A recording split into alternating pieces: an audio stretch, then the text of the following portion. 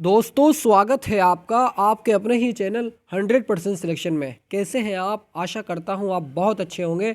दोस्तों इस चैनल के माध्यम से पॉलिटेक्निक प्रवेश परीक्षा की बहुत शानदार क्लासेस चल रही हैं। बिल्कुल भी टेंशन नहीं लेनी है। अगर आपको अपना एंट्रेंस एग्ज़ाम में अच्छे नंबर को पाना है, अच्छा प्रदर्शन करना है, तो आप दो चैनल से जुड़ जाइए। आज ही बता रहा हूँ मैं, दो चैनल से जुड़ जाइए। एक तो 100% सिलेक्शन, जिस चैनल पर मैं आपको ये वीडियो बनाकर दे रहा हूँ, 100% सिलेक्शन, ठीक है। और दूसरा चैनल जो है वो पांडे जी टेक्निकल है,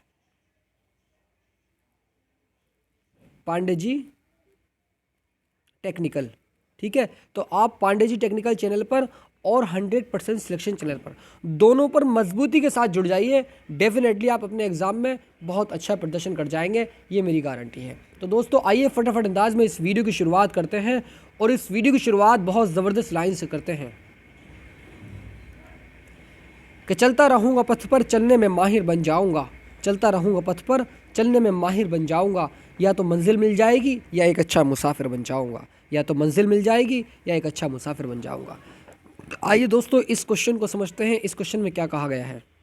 इसमें कहा गया है x square minus 10x plus के 11 इजिकल टू 0 के मूलों का हरात्मक माध्य ज्ञात कीजिए। 2011 में क्वेश्चन पूछा जा चुका है। इसका दोस्तों फॉर्मूला ये होता है, हरात्मक माध्य is equal to 2 alpha beta upon alpha plus के बीटा, ठीक है। हमें अल्फ़ा बीटा का मान इस समीकरण में से निकालना है और अल्फ़ा प्लस बीटा का मान निकालना है। आइए दोस्तों निकालते हैं। तो हम जानते हैं कि अल्फ़ा इंटू बीटा जो होता है वो सी अपॉन ए होता है। तो सबसे पहले हम अल्फ़ा प्लस बीटा निकालेंगे। अल्फ़ा प्लस के beta is equal to minus के बी अपॉन ए, ठीक है। और ए बी सी के मान अगर इस समीकरण से निकालते हैं तो ए इज इक्वल टू 1 और b is equal to minus के 10 और सी इज इक्वल टू 11 आ जाएगा, ठीक है। तो बिल्कुल ठीक है जी। इज इक्वल टू माइनस के बी अपॉन है, यानी माइनस के बी रखना, माइनस 10 और माइनस, तो ये वाला माइनस इस वाले माइनस को प्लस कर देगा, यानी 10 आ जाएगा। अपॉन ए का मान क्या है? 1 अपॉन 1 यानी इज इक्वल टू 10। तो हमारा अल्फा प्लस बीटा का मान जो आ गया वो हमारा 10 आ गया। अब हमें निकालना अल्फा इंटू बीटा। हम जानते हैं कि अल्फा इंटू बीटा जो होता है वो सी अपॉन ए होता है, राइट। अब सी का मान क्या दिया हुआ है? सी का मान यहाँ पर 11 दिया हुआ है, ए का मान 1 है, तो यहाँ पर सी का मान हम 11 रखते हैं। तो सी का मान 11 अपॉन 1 इज इक्वल टू 11। तो यहाँ से हमारा अल्फा इंटू बीटा का मान भी निकल कर आ गया, यानी अल्फा, एक मिनट में यहाँ पर लिख देता हूँ इसका, alpha into beta is equal to 11। ये 10 है या 11 है। अब हम जानते हैं कि हरात्मक माध्य is equal to 2 alpha beta upon alpha plus beta, ठीक है, is equal to 2 alpha beta का मान क्या है? अल्फा बीटा का मान 11 है, तो into 11 upon alpha plus beta का मान 10 है, तो अपॉन 10 रख देंगे। 2 पंजे 10 इज इक्वल टू 11 अपॉन 5। तो आइए दोस्तों कौन सा ऑप्शन सही है? ऑप्शन नंबर फर्स्ट 1 अपॉन 5 बिल्कुल नहीं। ऑप्शन नंबर बी 11/5 बिल्कुल सही। Option number b is the right answer. 2011 में क्वेश्चन पूछा जा चुका है। आई होप दोस्तों ये कॉन्सेप्ट बहुत अच्छे से समझ आ गया होगा। अगर आपको अच्छे से समझ आया हो तो इस चैनल को सब्सक्राइब कीजिएगा और वीडियो को लाइक ज़रूर कीजिएगा। आइए दोस्तों फटाफट अंदाज में नेक्स्ट क्वेश्चन की तरफ चलते हैं, ज़्यादा बात ना करते हुए। इस क्वेश्चन में क्या कहा गया आइए समझते हैं सही करके। दोस्तों इस क्वेश्चन में कहा गया है कि √3x² प्लस के 11x प्लस के 6√3 इजिकल टू 0 के मूल क्या है? 2012 में क्वेश्चन पूछा जा चुका है।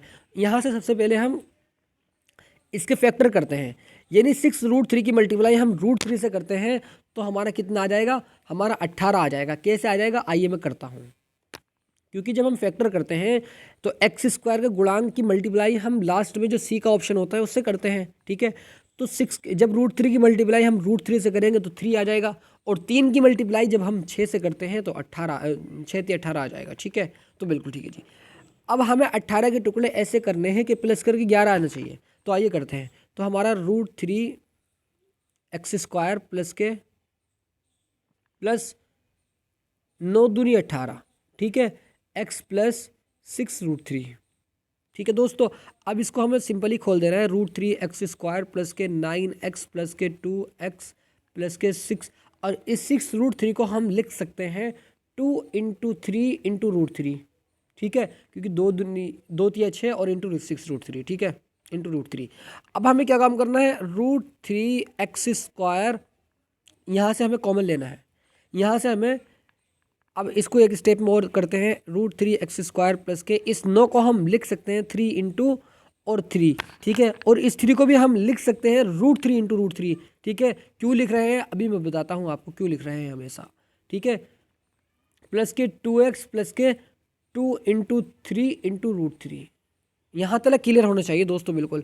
इजिकल टू √3 यहाँ पर भी है, √3 यहाँ पर भी है, x यहाँ पर भी है और x हमारा यहाँ पर भी है। ये रहा, मैं भूल गया था x लिखना, तो x यहाँ पर भी है। तो हमने यहाँ से √3x कॉमन ले लिया। हमारा क्या बचा, हमारा जो बचा अंदर वो हमारा बचा x प्लस के 3√3, राइट, बिल्कुल राइट। प्लस अगर हमने यहाँ से 2 यहाँ पर भी है और 2 यहाँ पर भी है, यहाँ से हमने कॉमन ले लिया 2, ठीक है। तो हमारा क्या बचा x प्लस के 3√3, ठीक है। अब हमारे जो फैक्टर आ गए, हमारे जो फैक्टर आ गए वो आ गए ये वाले, एक तो ये √3x प्लस के 2 और x प्लस के 3√3, ठीक है। तो इसको हम नोट कर लेते हैं। तो हमारे फैक्टर आ गए √3x प्लस के 2 इज इक्वल टू 0 और x प्लस के 3√3 इज इक्वल टू 0, ठीक है। अब अगर हम यहाँ से x का मान निकालना चाहें तो x is equal to minus के 2/√3, राइट, और x is equal to minus के 3√3। कौन सा ऑप्शन में आ रहा है, तो option number A is the right answer. Minus के 3√3 माइनस के 3√3 माइनस के 2/√3 माइनस के 2/√3, option number A is the right answer. 2012 में क्वेश्चन पूछा जा चुका है। आई होप दोस्तों ये क्वेश्चन भी समझ आ गया होगा। नेक्स्ट क्वेश्चन की तरफ चलते हैं और फटाफट अंदाज में इस क्वेश्चन को भी सॉल्व करते हैं। देखिए दोस्तों इसमें क्या कहा गया है, यदि x is equal to √3 plus के √3 प्लस के √3 डैश डैश डैश अनंत हो तो x का मूल क्या होगा। 2011 में क्वेश्चन पूछा जा चुका है, 2022 के लिए बहुत ज़्यादा इंपॉर्टेंट है, इस बात को आप याद रखेंगे। तो हमें ये देखना है कि रूट के अंदर लिखा क्या हुआ है। रूट के अंदर हमारा अभी 2 लिखा हुआ है, तो हमें उस 2 के ऐसे फैक्टर करने हैं कि उसकी मल्टीप्लाई करके तो हमें 2 ही आना चाहिए, लेकिन उनका डिफरेंस 1 आना चाहिए। क्या उनका डिफरेंस 1 नहीं आ रहा, क्या उनका अंतर 1 नहीं आ रहा, और अगर हम इसकी मल्टीप्लाई 2 से कर रहे हैं तो 2 ही आ रहा है, ठीक है, बिल्कुल ठीक है जी। अब दोस्तों हमें ये लेना है कि ये कैसे पता करें। इसका पता हम करते हैं, अगर रूट के अंदर प्लस है तो बड़ा निशान बड़ा नंबर लेंगे, अगर माइनस होता तो छोटा नंबर लेते। तो अभी यहाँ पर बड़ा नंबर है, यानी option number b is the right answer. ये कॉन्सेप्ट भी आपको समझ आ गया होगा, बट आप भी जानते हैं दोस्तों कॉन्सेप्ट इज़ पावर, ठीक है। आइए दोस्तों नेक्स्ट क्वेश्चन की तरफ चलते हैं और फटाफट अंदाज में इस क्वेश्चन को सॉल्व करते हैं। देखिए दोस्त इसमें कहा गया है कि युगपत समीकरण 2x प्लस के b1y प्लस के c1 इज इक्वल टू 0 और x प्लस के b2y प्लस के c2 इज इक्वल टू 0 अनंत अनेक हल होंगे। इसके अनेक हल होंगे, कौन सा ऑप्शन सही है दोस्तों। ये इसमें 3 कंडीशन होती हैं, ठीक है। अगर हमारा a1/a2 is equal to b1 is not equal to b1/b2, तो हम कह सकते हैं कि इसका हमारा एक ही हल होता है, एक हल है, इसका एक हल है। दूसरी कंडीशन इसमें यह होती है कि अगर a1/a2 is equal to b1/b2 is equal to c1/c2, इसके अनेक हल होंगे, ठीक है। तीसरी कंडीशन इसमें यह होती है कि अगर a1/a2 is equal to b1/b2 is not equal to c1/c2, कोई हल नहीं होगा इसका। अभी यहाँ पर कह रहा है कि अनेक हल होंगे, तो a1/a2 b1/b2 c1/c2 ये वाली कंडीशन फॉलो कर रही है। तो किस में है, आइए देखते हैं किस में दिख रहा है, b1/b2 और c1/c2। तो यहाँ पर option number A is the right answer. Option number A is the correct answer. इस बात को भी आप हमेशा याद रखेंगे दोस्तों, ये तीनों कंडीशन आपको याद होनी चाहिए। 2010 में क्वेश्चन पूछा जा चुका है, हो सकता है 2022 में पूछे जाए, ठीक है, तो बिल्कुल याद रखना है। नेक्स्ट क्वेश्चन की तरफ चलते हैं और फटाफट अंदाज में इस क्वेश्चन को भी सॉल्व करते हैं। इस क्वेश्चन में क्या कहा गया है कि यदि समीकरण x² माइनस के px प्लस के 8p माइनस के 15 इज इक्वल टू 0 दोनों मूल समान है तो p का मान क्या होगा, ये हमसे पूछा गया है। किस तरह से इस क्वेश्चन को सॉल्व करना है आइए समझते हैं। यहाँ पर देखिएगा दोस्त, इसमें पहले हम ABC के मान नोट करते हैं, ठीक है। तो यहाँ से हमारा A का मान कितना दिया हुआ है 1, ठीक है, और B का मान यहाँ पर कितना दिया हुआ है माइनस के P। C का मान यहाँ पर दिया हुआ है 8P प्लस के माइनस के 15, ठीक है। यहाँ पर ABC के मान हमने नोट कर लिए। अब हमें क्या काम करना है, आइए समझते हैं। तो इसमें दोस्तों यहाँ पर ये कहा गया है, देखिए हमने ABC के मान नोट किए। आइए मैं इसको सॉल्यूशन के माध्यम से दिखाता हूँ आपको, क्योंकि वो कह रहा है हमसे, वो हमसे क्वेश्चन में कह रहा है कि दोनों मूल समान है, यानी अगर एक मूल हमारा अल्फ़ा है तो दूसरा मूल भी हमारा अल्फ़ा ही होगा, राइट। इस बात तो ये तो खुद कह रहे हैं ना इस बात को, तो बिल्कुल जी। तो आइए दोस्तों इसको हम सॉल्व कराते हैं, और मैंने इसलिए नहीं कराया सॉल्व, ये बहुत लंबा बैठ जाता, स्क्रीन पर नहीं सॉल्व हो पाता, तो मैंने इसको सॉल्व कर लिया। कोई बात नहीं, आपको समझने की कोशिश कीजिएगा, डेफिनेटली आप समझ जाएंगे इस क्वेश्चन को। माना समीकरण एक्स स्क्वायर माइनस के पी एक्स प्लस के 8p माइनस के 15 इज इक्वल टू 0। दोनों मूल समान है, यानी अल्फा इंटू अल्फा। हम जानते हैं कि मूलों का योग जो होता है वो अल्फा प्लस के बीटा माइनस के बी अपॉन ए होता है।